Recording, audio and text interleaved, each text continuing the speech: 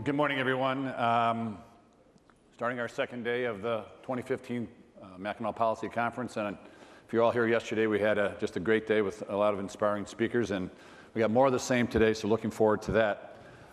Sandy Bruja covered our sponsors, but we like to do that again, give them the recognition that they most assuredly deserve.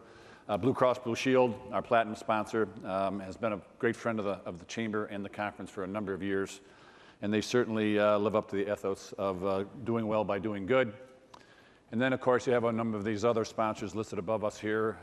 AT&T, Consumers Energy, Conway McKenzie, Huntington National Bank, ITC Holdings, MLive Media Group, PNC Bank, Pure Michigan, Quicken Loans and Opportunity Detroit, and the W.K. Kellogg Foundation.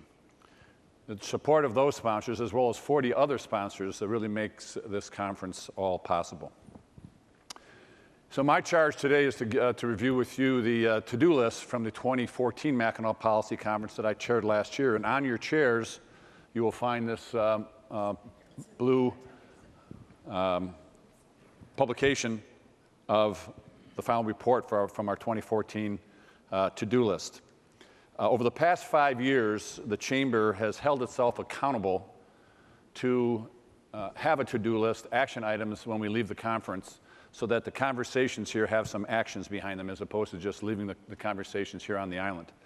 And I encourage all of you, by the way, to participate in that process. We have an online app, online Twitter, using the hashtag #MPC15. So if you have ideas that you'd like to share with us, please do so. At the end of last year's conference, with the assistance of Governor Snyder, the Chamber developed 4 action items for our 2014 to-do list, and I'm proud to say that all four of those items have been completed. The first was, you may remember, the Proposal 1 to eliminate the personal property tax that we felt was a detriment to doing business in Michigan. In aid of that effort, the Chamber launched an aggressive marketing campaign to educate the business community on that proposal, as well as to be the voice to the media as to why it was important to pass Proposal 1. And our goal was also to spread awareness not only in the business community, but also be the voice of business in the media. And the proposal's passage killed a job-killing business tax, while also providing or also preserving key services like police and fire service. So very proud of that accomplishment, which occurred last August. Secondly, in this stage last year, Mayor Duggan announced his job programs for our young people in Detroit. His goal there was, you know, I'm supposed to be moving along here, sorry, I got ahead of myself. That was that one. Let me go back. Okay, sorry, got ahead of myself. The second one was the Chamber's efforts to make Detroit the place to do business in partnership with both public and private partners.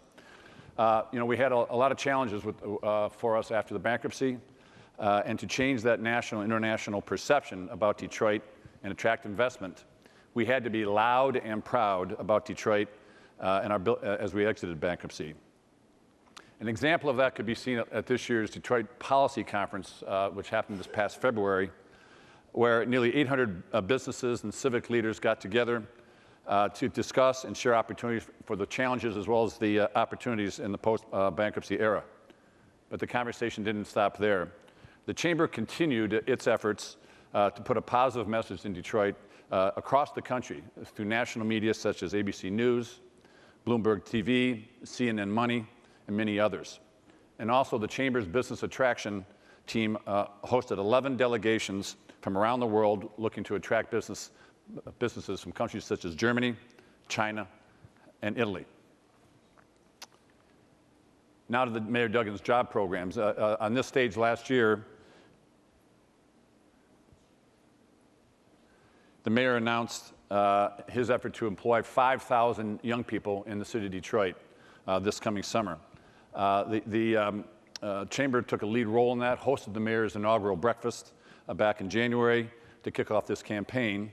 And then through the following months of this year, the Chamber promoted this program to its board our broader membership, event participants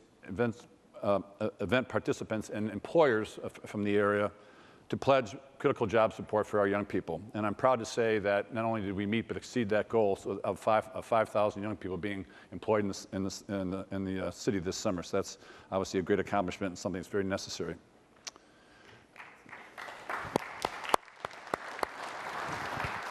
And then one of the key takeaways, remember Malcolm Gladwell last year talked about the disagreeables.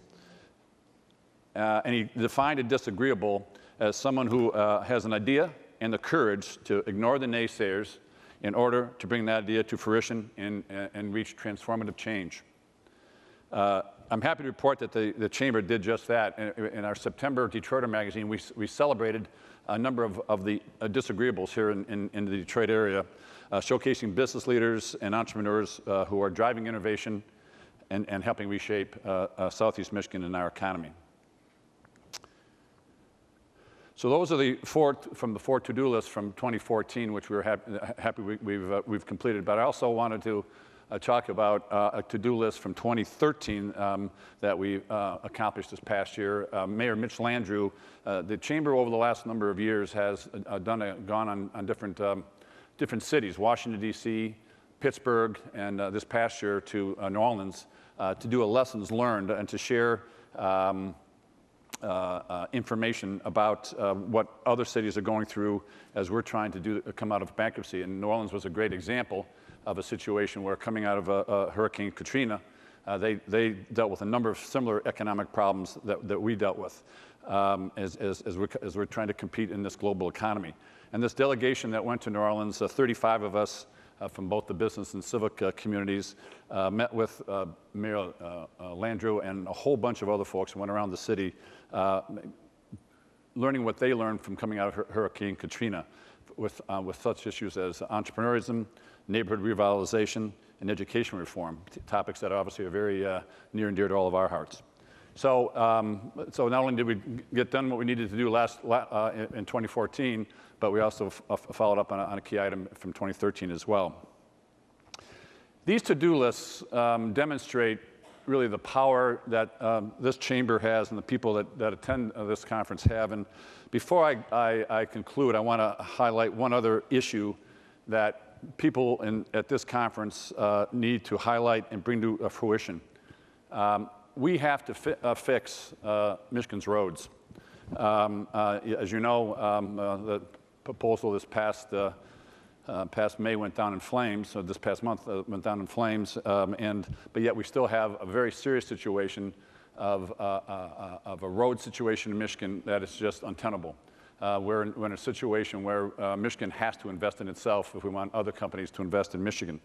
It's really jeopardizing, we've had a nice economic recovery in Michigan, but it's really jeopardizing this recovery and the ability to grow jobs and improve our economy as a result of the issues we have with our roads. And what we have to do when we go back to leave here is to talk to our legislators in Lansing, and we need to raise the revenue in order to do this. We can't solve the road problems by trying to ignore other ways of spending money. For example, if you've read in the papers about, well, we're going to take some money from here, we're going to take some money from there, and that doesn't solve the issue that we have.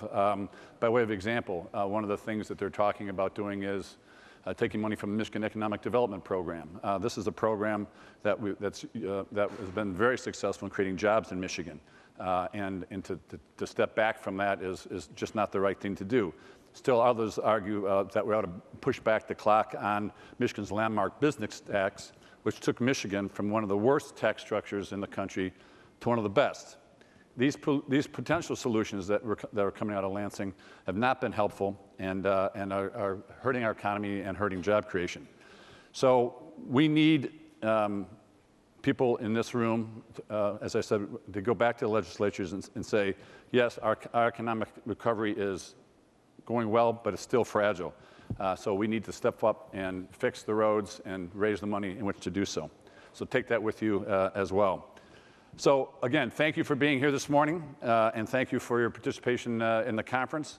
We're looking forward to what this year's conference with Mark Davidoff and the Chamber will come up with for its 2015 to-do list, which I think will be another exciting development for us as we move forward in positive change for Michigan. So thank you, welcome, and enjoy the rest of the day.